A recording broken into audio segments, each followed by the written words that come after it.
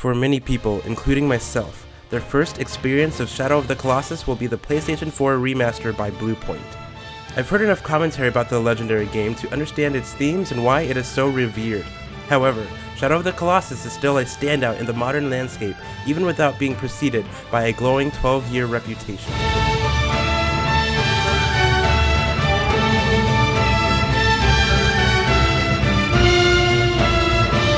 Shadow of the Colossus is about a boy named Wander and his quest to bring a girl back from the dead by defeating the 16 colossi running rampant in the land.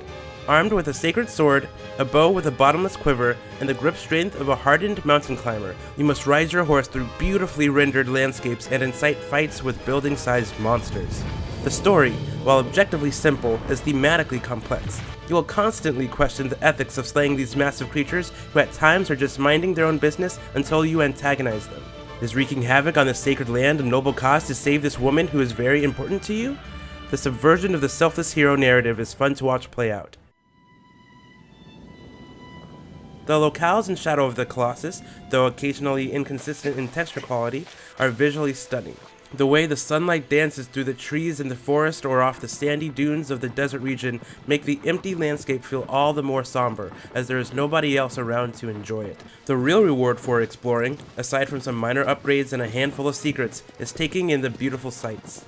More mesmerizing than the environments are the colossi with their ancient carved stone armor and swaying fur. The attention to detail in all of their designs make them so much more menacing and majestic than the PlayStation 2 version. Realizing you can probably fit into the creases of Gaius' hands will make you consider how quickly it can kill you. And playing around with the included photo mode will give you a better sense of the size differences between you and your furry foes. Each of the 16 bosses must be defeated by exposing and exploiting their weaknesses. In this way, each colossi encounters one part environmental puzzle and one part epic battle.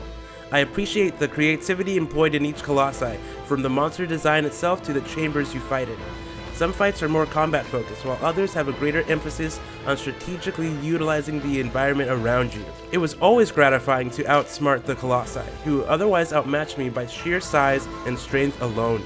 Manipulating the colossi loses its charm after you've figured out the trick to it, but have fallen off multiple times. For some fights, this means just waiting around for lengthy periods until they get close enough to attack again, which, as you can imagine, isn't very fun.